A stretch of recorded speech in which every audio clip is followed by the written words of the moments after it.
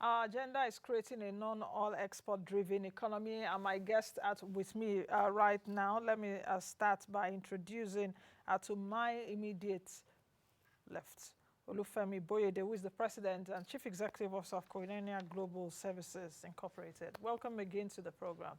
Thank you very much, Nancy. ANNABEL Kamuche is the Group Managing Director at NICERT Group. Hello, Annabelle, and welcome again. Thank you very much, Nancy. This is part 2 for those that are just going to see us today. We did a part 1 on Tuesday. Tuesday, yeah. Yes, on Tuesday, where we talked about a lot of issues, but it seemed as if we didn't even scratch the surface at all. So many issues, and I don't know why it happens. Every issue in Nigeria, you just be taking them off layers like onions. Like onion, yeah. On the show here, I never get a lot of time. But welcome to you both, and let's get started. Let me start with Mr. Boyede. We've seen different declarations in the past. We've also seen declarations made right now, with the recent overhauls of the federal government's departments, ministries, and agencies. Will it be really accurate to assume that this government will swiftly bring about the urgently required recovery of this country's economy? Well, I will say it will be very correct to hope that this government can bring about the much looked forward to change. I have kind of avoided your own words of to say. So in place of to say, I will say to hope, because that's what every Nigerian is looking forward to at this time. Why am I using hope instead of say, hoping instead of affirming? I think one of the questions you put to me in part 1 was a few days ago was about the relevance or desirability or not of the sweeping changes across all agencies and parastatals. And that got me thinking about whether you want a complete disconnect from the past, which calls to question the issue of continuity, which also is one of the bases for sustainability. If you know that something is good, I mentioned the National Export Initiative NEXT, which was Obama's response to economic recession of 2008, but which the United States of America is implementing even until now as the National Export Initiative NEXT. And whoever is coming in will probably inherit it, and it will be next. So now we have new sheriffs in town. From my appraisal of most of them so far, yes, a few are direct, complete, immediate fit, so they can hit the ground running. But a significant handful of those who have been recently appointed are those for whom, with due respect, you need to allocate some time for them to learn the ropes, so you for mean them to that's understand about the what chief executives that President Tinubu just appointed in those MDAs, yes, under the ITI ministry. I dare say, with due respect, even some of the ministers, they would have to sit down to learn on the job. And I think that where Nigeria is right now, we should be in a hurry. I think we should be in a hurry to deliver. We should be in a hurry to transform. So I'm not too sure of how much room or how much comfort we have for learning on the job. On the job. Yes. Okay, Annabelle, let me come to you now. Since we're talking about industry, trade, and investment, we have a minister, Dr. Doris Anite. How do you think she can position herself and her ministry? Because she's really the sole marketer of investments in the country. She's the chief marketing officer of investments in the country. Though President Tinubu has also taken up that toga, especially with trips to India. Yes, so she needs to also catch up with the president now. But how do you think she can position herself and her ministry, despite she said in different fora, okay, I want to create a business-friendly environment. I want to draw more FDIs into the country. But how can she really position herself and these new chief executives working under her? Okay, so I think for the new Minister of Trade and Investment, one of the things that she needs to do to hit the ground running is to reassure people who are coming into the space, especially foreign direct investment, that there will be continuity and there will be transparency, because there is a disconnect. People come in, they invest, and then you bring in policies that will destroy whatever it is that they have invested in. And money only goes to where it is respected. So if it's not respected, it will not come. He needs to begin to, show the international community, show people who are interested in investing in Nigeria that their investments will be respected in Nigeria, and that Nigeria will be, is right now the best place to start when it comes to investment. There will be a lot of marketing that needs to be done, a lot of convincing, but first she needs to convince herself that whatever it is that she will be telling people will be correct, so that the body language speaks volumes. Oh, okay, you've seen her. Yeah. We both saw her 2 weeks ago. Yes. What do you think from her posture, from her demeanor, from perhaps a bit, I don't know if we can also judge her in terms of the forum where we saw her. What do you think? Do you think she's really ready for the investment business and trade business? Not completely, to be truthful. She wasn't saying all the right things? No, she was saying all the right things, but there needs to be passion behind the words that you say. Because the body language, again, is one of the things that people look at. So more than what you are saying, people want to be able to see the body language, people want to be able to see the actions and all of that. And then I know and I believe that she's also going to learn on the job, because she has not been in this space. But she's been a commissioner of finance in most states. Yeah, so being a commissioner of finance is different from being a commissioner for trade and investment. But there are many ministers too that are not also in terms of square pegs in square holes or round peg in round holes. Yeah, really. so that's why Mr. So it's not as if we are, yes. That's why Mr. Boyede said that some people will have to learn on the job. So she's one of them. So she has to, of course, learn on the job. But don't you also think being in the finance space a bit, being in the banking space, because she was actually also a banker, have it in mind also, she was a medical doctor, but she entered into the corporate world. Don't you think that her being also in the space a bit, she's not in a total greenhorn? Come on. She's not a total greenhorn now. No, she's not. She's a commissioner of finance too. She was a commissioner of finance in Imo State. Not that I'm her spokesperson, but but you understand what I mean. Yes, than a total, like bringing a lawyer or bringing an engineer or bringing someone that doesn't even know the issues. Does it make a difference? I think Mr. Boyede is trying. Okay. Yeah. What are these two women trying to? Yes. But I'll come back to finish, Annabel. Oh, okay. So I think she's totally not a greenhorn. Yeah. She knows, but there is still a lot to be learned. And there's still a lot of steps. So for me, if I were her, is to surround myself with the right kind of people who would help to move me forward quickly. Okay. Yeah. Okay. Let me come to your aid here. Number one, I don't know. I'm not her spokesperson either.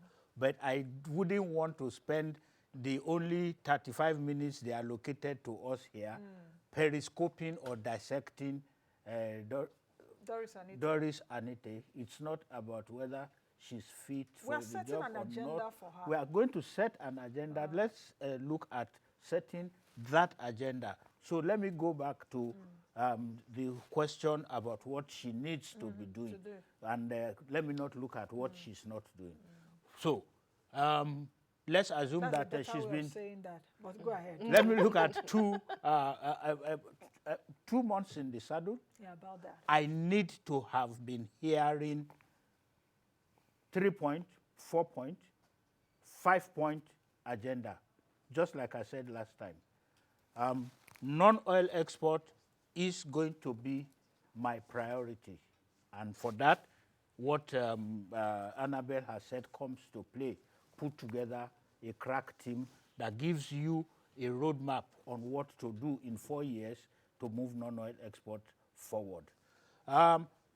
Consumer protection has gone down the drain in Nigeria. I want to put that as a front burner. So I am going to address consumer protection. Industrial, which is the agency, is still under her. is under her. Industrial capacity utilization is going beyond our control. And we're now having man complaining every day because of one infrastructure deficiency or the other. So I need to ensure increased capacity utilization. And in doing all of this, so let me say, I'm just trying to using those places. Okay, MSME is part of the president's agenda. I need to reposition Nigeria's MSME sector to contribute at least 30% of national GDP. So if you now have set yourself such a very clear roadmap and you are concentrating on those, then she needs to have sectoral engagements, because it's not about sitting in the office and drafting what government thinks is best for the sector. It's about engaging the sector in such a way as to develop a policy roadmap or a strategy or a strategic response that is collectively owned and therefore easy to implement. Okay. And I will tell you one minister who did that in the past, Ali Modibo Umar. He was only 5 months at the Ministry of Industry, Trade, and he was Minister of Commerce and Industry then. I was one of his SAs. For those 5 months he was there. And what he asked my colleague and I, he just had 2 of us. My colleague and I was to talk to industry and bring one problem every week. So every week when he was going to Federal Executive Council, he had one problem and one solution to propose to his colleagues at the Federal Executive Council. Okay. So industry felt his impact immediately. Okay, so this minister should adopt something like that, because there are many. It's just an example of how somebody has done something that made sense in the past. Okay. Annabel, over time we've seen that different governments have really expressed their intention to win the country out of our reliance on crude oil. And since they've been talking about it, crude oil still remains, or still gives us about 80% of our FX earnings. Not much progress has been done. And it seems that progress too is not so fast. We are not accomplishing so much. What has gone wrong, really, and what improvements can we do to be able to win? You know, as mothers, it's always difficult for your children to get wind until you say, no, today, not today. And the child will feel restless, will not sleep. But you say, today, not today. And the child will now begin to be independent and begin to eat other type of food and say, oh, okay, all this food is sweet, oh, you know, they are sweet, oh. Why was I? Better than the yes, breast so milk, they are better than, even though the breast milk, of course, gives the child the full nourishment. Yeah. But, so I have options, really. So how do you assess that? Okay, so I think one of the first things we need to do as a country is to start walking the talk.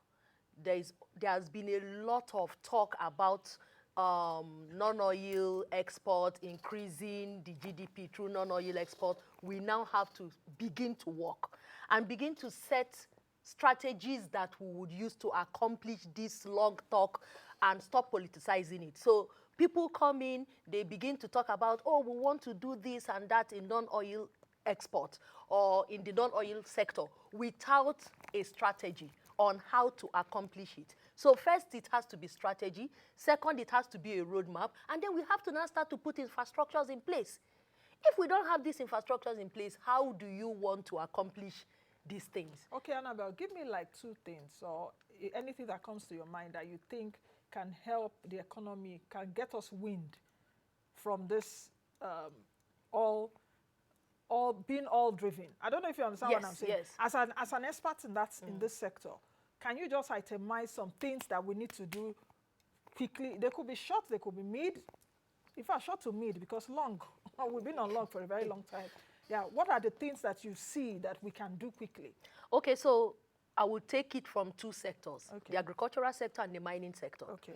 So for the agricultural sector, for instance, we have to now begin to open up additional lands where we would allow people to be able to plant. And then we have to create standard regulation for primary production. In Nigeria today, there is no regulation for primary production.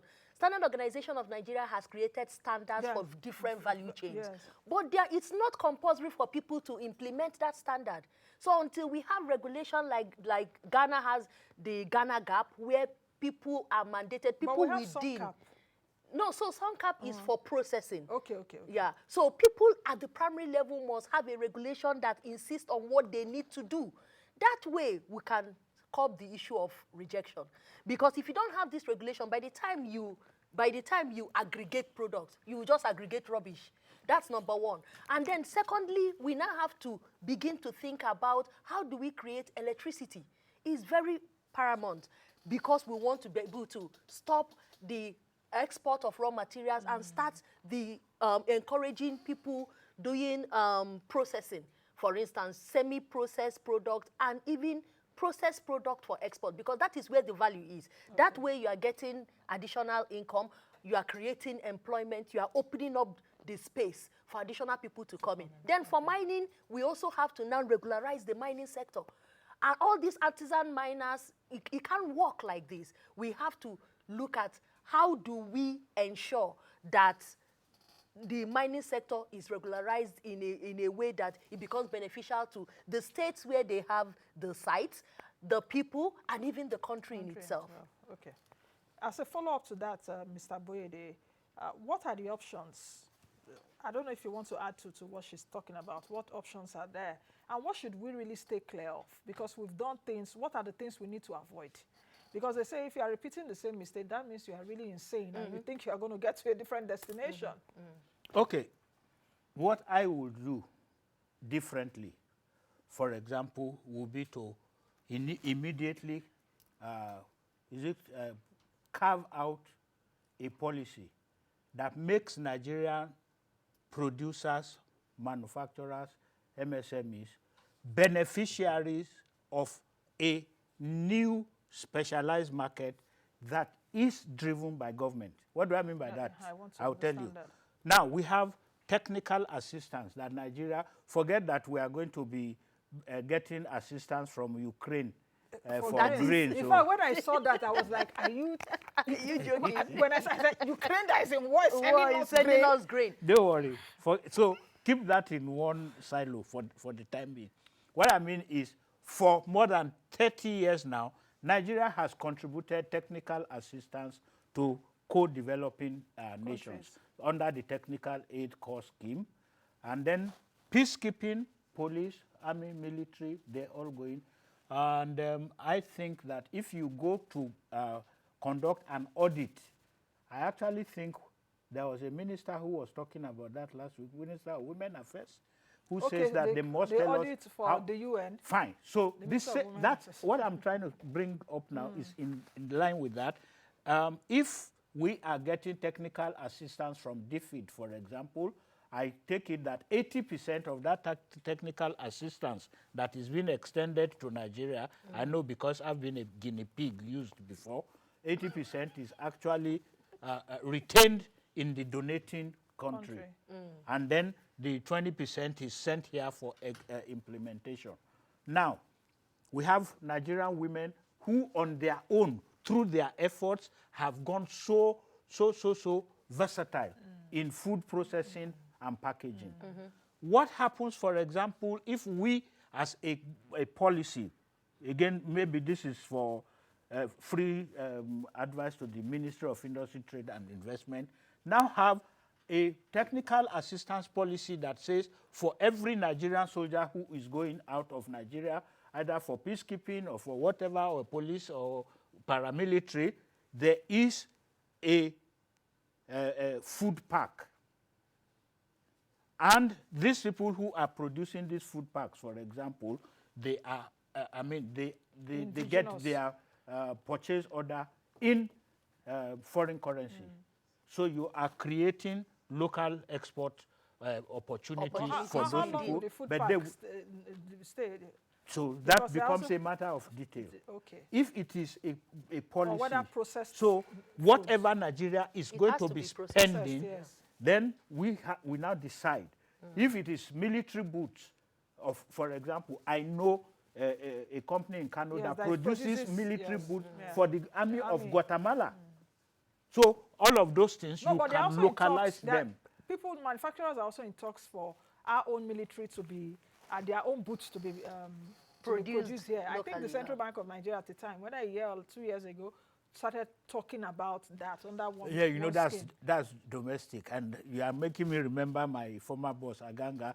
He very clearly delineates domestic, sub-regional, regional, continental, and global, where you are talking about trade. Exports. Me, I want to focus on this non-oil On exporting exports. because I believe very staunchly that it is the key to I Nigeria's understand what you're saying economic now, so that we should turnaround. produce to send to other To people, send to other not just for nations. us. Yeah. But then, Okay. secondly, I think that we need to build the capacity of Nigerian businessmen. I don't want to say exporters. If they are exporters already, that means they are almost export ready. But I just talked about the gender angle of it. The truth is that we have so many nano businesses in Nigeria that could be scaled up to the export market. And I think it was on your program that I gave the report of the 30 SMEs that they took to Gambia last year, who generated an on-the-spot sale of 185,000 US dollars equivalent within 4 days of exhibiting their product in a wheelbarrow economy like Gambia. Imagine bringing these ones and Where did you say wheelbarrow? Gambia generates money from its tourism. I don't even think that Gambia has no, oil. the But wheelbarrow it's describes it's it survive. describes the It's a export country of- activity, not the country. I will come and tell you what No, that I think it's a country of like about 2 million or so. But Annabelle, let me come to you. You mentioned something earlier in terms of us processing well and not exporting rubbish. In recent years, even in recent days, we've seen the topic of foreign market rejecting our exports again, Yeah. coming up, taking center stage in the media.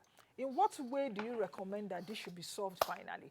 I remember there was a time that our beans too was told to come Rejected, back. yeah. Yes. How can we and what can this ministry do to solve? It's not a laughing matter. Oh. I'm really, Mr. Well, Boyede, they it's- told it's- the it's beans not- it's to not- come back. No, it's just the told to come back that. I mean, so that our people will understand what I'm saying. You know, sometimes using this big English, they would think, but these are things affecting us. Our beans, they have to reject it. They shipped it back to us. That's actually what I meant. Okay, so how do we solve this issue? So I think the first step is this regulation. There must be regulation for primary production. We can't, there is no other way. So let's take the beans, for instance. The issue with the beans was pesticide residues. Yes. If we solve the issue of regulation for primary production, what it means is that the farmer knows that there is a certain parameters that you must adhere to. That's number one. So the farmer knows, okay, for pesticide, this is the quantity of pesticide that you must apply. You are not allowed to apply more than that. That's number one. Number two, you must allow the pesticide to live its life cycle before you harvest. The issue of post-harvest handling and all of those things. If these regulations, that the first thing, the issue of regulation is the first thing that we need to do. And then secondly, we now need to standardize our processes. Right now, there is a lot of knowledge gap. People don't even know exactly what needs to be done to send your product to China, to send your product to the EU, to send your product to the US. And because everybody is looking for Forex, so export is now the new bride. Everybody wants to export. How we need to now create a strategy to be able to manage what is going out of the country. Because unfortunately, when they reject or ban product, they are not banning one person. They are banning an entire country from being able to do that. We had one committee meeting in NEPC, and I said to them, look, the time has come for us to begin to blacklist exporters. and punish people who export products out of the country that gives us a bad name. If today people are not able to export cowpea to Europe because of the mistake of one person, and the person is going about their business as if nothing happened, and we need to again create traceability. It's only in Nigeria that there is no traceability of any sort. So you are not able to trace. If today they say, okay, you exported sesame that is bad, or that has aflatoxin, you are not able to trace. So yes, we know the exporter who exported it, but the exporter is not even able to trace where that product is coming from because there is no proper supply chain structure in place. So they go to the owner market, they aggregate the products. Some are coming from Jigawa, others are coming from Gombe. They are coming from, even the local buying agents cannot even say, these are the farmers that we worked with. So what I'm hearing you say is that regularization has to be there, standardization, and even a formal arrangement. Traceability, there has to be a national traceability program. If there is no national traceability program, when there are problems like this, it's easy for you to say, oh no, this is barrier to trade. But when they come to investigation, how are you now able to investigate to say, okay, look, it's coming from farmer A, B, C, D in state A? Okay. Mr. Boyede, you want to add to the question around what she raised now? Yes. She took it out of my mouth in terms of traceability. How can we contain this threat? Because it's actually a threat, like what she said. One solution. One solution. One solution alone. And I told Mrs. Adeyeye in Florida in 2019. I met with her, the DG NAFDAC, at Nigeria America Business Forum. I went as president of Nigeria Canada Business Council, Toronto hub. And that solution is still there.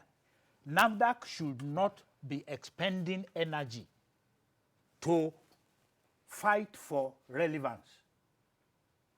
NAFDAC should work with, not in exclusivity of other trade support institutions, but NAFDAC should set the standard. NAFDAC should not be hoping for the revenue it will generate from 200,000 producers of Gari. But NAFDAC should focus on creating one standard for Nigerian Gari. So once the standard parameters, let me just explain. Once this has been created, then whether you are in Ikodepene, or you are in Maiduguri, or you are in Ijebu, trying to create, to produce Ijebu Gari for export, it is that quality sheet that you will follow. And NAFDAC will now go back for every, now that they're talking about NAFDAC inspection certificate, so for every shipment going out of Nigeria, if it does not conform to this standard, and I use just food product as an example, anything ingestible, Sun already has Sun Cap and Man Cap and what have you. So we now need, because right now, 60% of what is going out of Nigeria is from the agricultural value chain. So my answer again is just, what do you call it? Standardization, like Annabel said, but we create the standard. And once we have done that, it is now the extended responsibility of the same NAFDAC to ensure the acceptability and acceptance of Nigerian exports by relating with its sister agencies across the world. So once the standard has been set, the head of NAFDAC Nigeria communicates with CFIA in Canada, or in America, FDA in America, or whatever the equivalent is, and says, hey, when you see palm oil from Nigeria, or cowpea, or peanut, these are the things that you should check for. So both at home and abroad, we have created a transparency around Nigerian export products that will reduce the indiscriminate and discretionary acceptance or rejection of Nigerian products. Okay. let's talk about, I know we are talking about non-oil exports, but there's always bias towards food and all of that. I don't know if we will have time to talk about even services.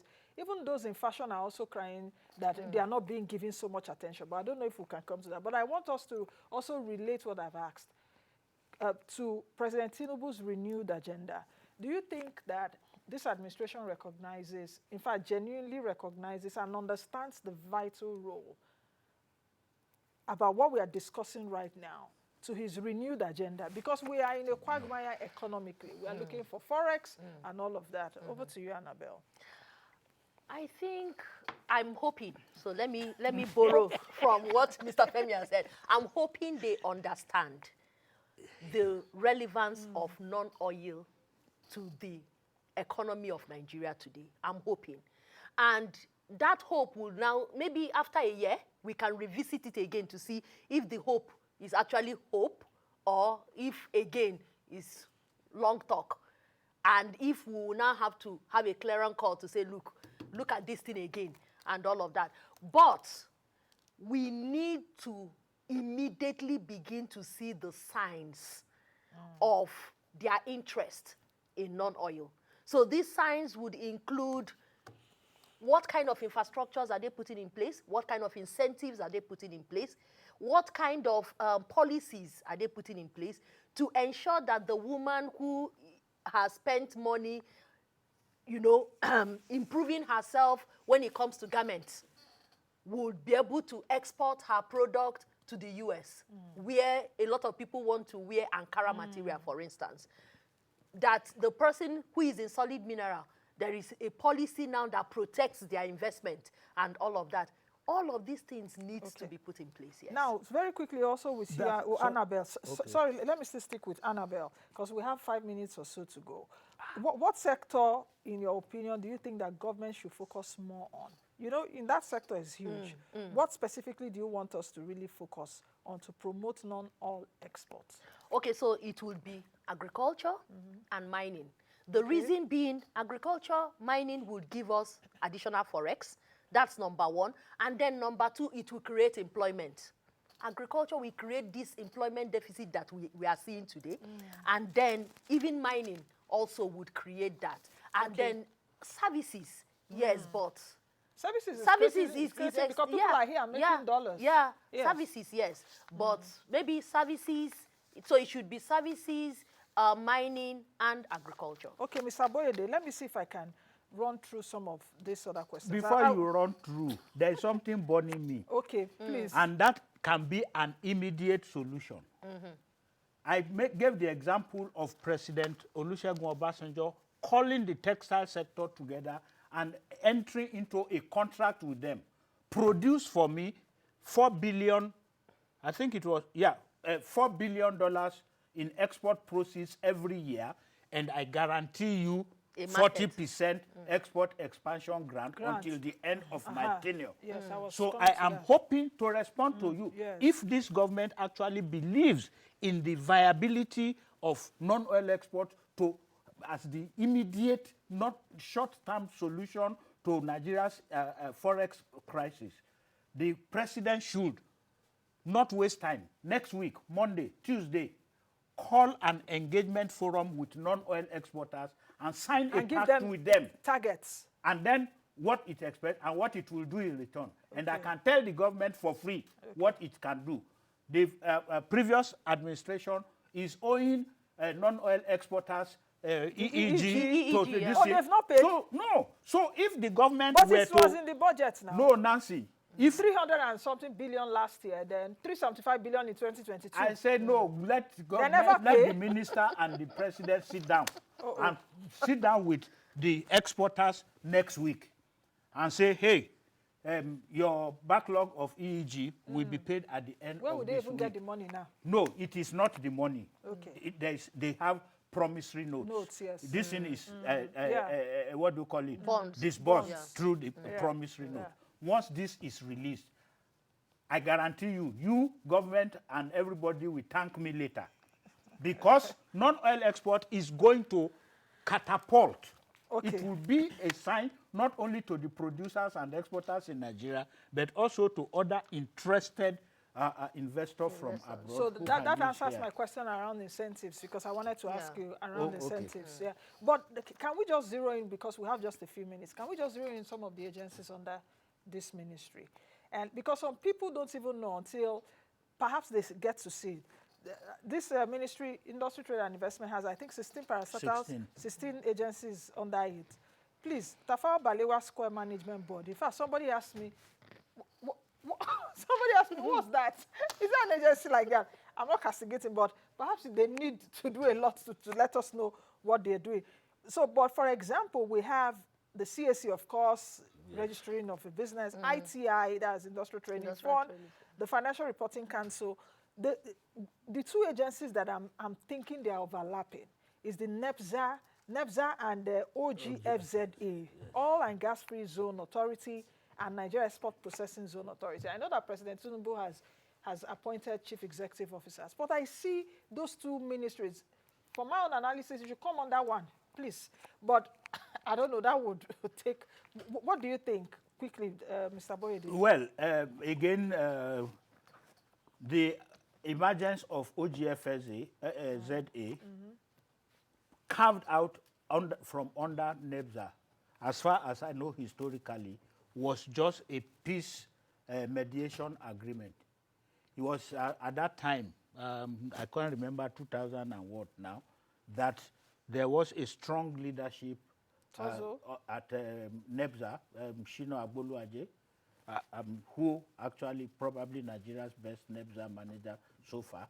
And then somebody came and wanted to do something. I can't remember the details, but then it was agreed. Let OGFS stand alone, and then let's appoint a general manager. Okay, I don't think we can run it that way.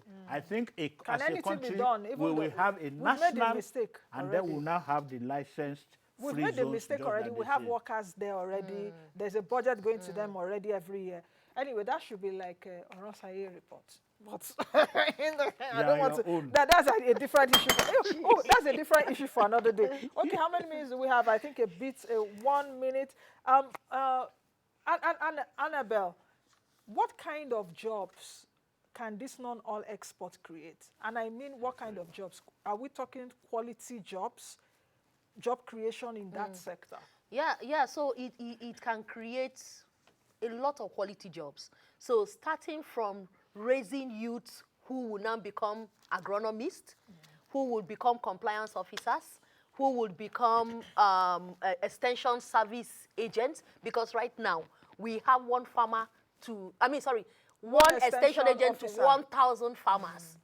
Are they even up to? I think they are more than. They are even more than 1,000 farmers, because right now we don't have data. So because of lack of data, the last time it was 1,000, one extension agent to 1,000 farmers. So imagine you have a large pool of extension agents who understand international standards and training and assisting these farmers to ensure that they are complying with those standards. And then even in the processing, you have people who are employed in the industry, who are helping out as managers, production managers, operation managers, and all of that. It's a huge I'm sector. looking at my time. My director he's telling me time out. Mr. Boyede, just a very quick one, I know. FTZs, how crucial are they? Because we also have export processing zones, EPZs, FTZs. How crucial are they? Very quickly, we have to go 30 seconds. Well, all of those are packaged under special economic zones. And I think that, like I said some time ago, a second look needs to be taken at the operations of this, because under the current arrangement, they seem to be impeding on the capacity of Nigerian manufacturers, first to produce, and then their own share of the market and all of those things. So they are critical, but they need to be, again, critically examined to be able to put. But when you are talking about the jobs, fantastic, Annabel, but look at the export sector as a complete value chain. And you now start thinking about marketers who are supposed to seek the market access, market access being, as of today, The the processors, biggest everybody. problem. Process, is so it's an It's a entire big- value no, chain. all those chain. are Okay. activities. I'm talking Okay. about the services that are associated. Somebody has to draft the export contract that has been secured, and somebody has to be ready there at hand in terms Okay. of arbitration. Somebody has to Mr. be at Boyede, the we have back to go. do the documentation We have to and go. all of those. We have So to go. there- And we are there not is- doing part 3. No, there's plenty of work in the Plenty of work to be export done. sector. All right, then. I want to say thank you very much to you both. OLUFEMI Boyede, who is the President, Chief Executive Officer of KOINONIA Global Services. Thank you very much. You're and welcome. ANNABEL KAMUCHE, who is the Group Managing Director of NICERT Group. Thank you both. So Nancy. we've done part Thank 1, you. part 2. We've succeeded, isn't it? Yeah. Let's see what happens 1 year down the line, just like you said. Yes. With them, we are now able to come back and evaluate. All right, that's the much we can take on today's edition of the program. Thank you for your great company today and this week. Be the best you can be and be the change that you want to see. I am Nancy.